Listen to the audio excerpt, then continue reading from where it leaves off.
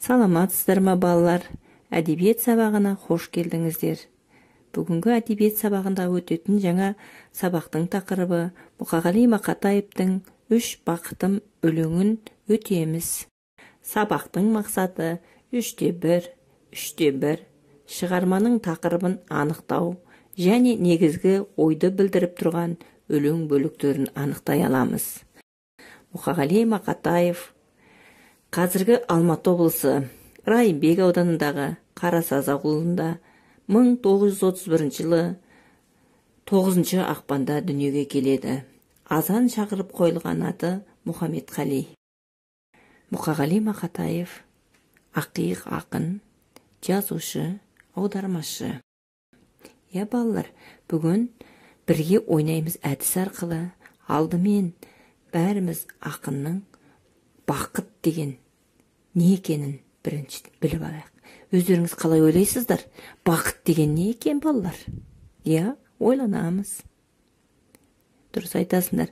Бақыт деген халқымыз, отанымыз, тыныштығымыз, тіліміз, ынтымағымыз.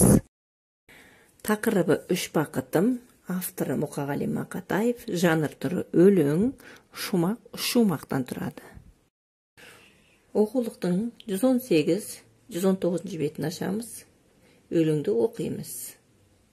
Үш бақытым. Ең бірінші бақытым халқым менің, соған берем ойымның алтын кеңін. Ол бар болса, мен бармын, қор болмаймын, қымбатырақ алтыннан нарқым менің. Ал екінші бақытым тілім менің, тас жүректі тіліммен тілімдедім. Кейде дүниеден түңілсемде, қасиетті тілімнен түңілмедім. Бақытым бар үшінші отан деген, кім мықты десе біреу, отан дерем. Оты сөнген жалғанда жан барсың ба? Ойланбай-ақ, кел дағы, от ал менен. Балалар, сонымен ақынның үш бақыты нелер екен? Дұрыс айтасыңдар. Бірінші, халқы. Халық дегеніміз Қазақстанда тұратын адамдарды айтады екенбіз. Елімізде 18 миллионнан астам халықтар тұратынын білдік. Жәнегі 130-дай ұлт өкілдері тұратынын білдік. Екінші бақыты не болды? Тілі, қасиетті тілі. Тіл дегеніміз адамдардың бір-бірімен қарым-қатынас құралы екен. Біздің Қазақстан Республикасының мемлекеттік тілі қазақ тілі. Қазақстанда 130-дай тіл бар екенін білдік. Үшінші бақыты не болды, балалар? Үшінші бақыты отан дедіңіздер, дұрыс айттыңыздар. Отан ол біздің отбасымыз. Отан ол әр адамның өзінің туып өскен жері. Отан дегеніміз өзінің мектебі, сыныбыдағы достары, құрбылары, көршілері, халқы. Балалар, сабақты бекітеміз. Жәнегі өлеңде неліктен үш бақытым деп атады екен? Ойланамыз, ойланып жауап береміз, балалар.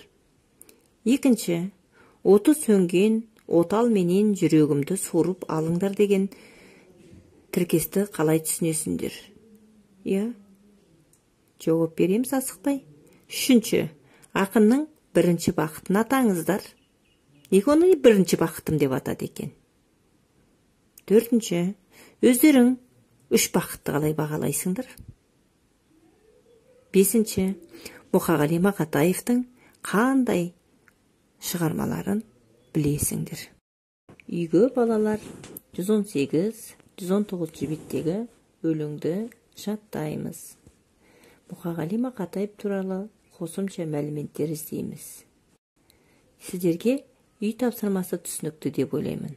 Барлықтарыңыз үй тапсырмасын жақсы түсіндіңіздер деп ойлаймыз. Назарларыңызға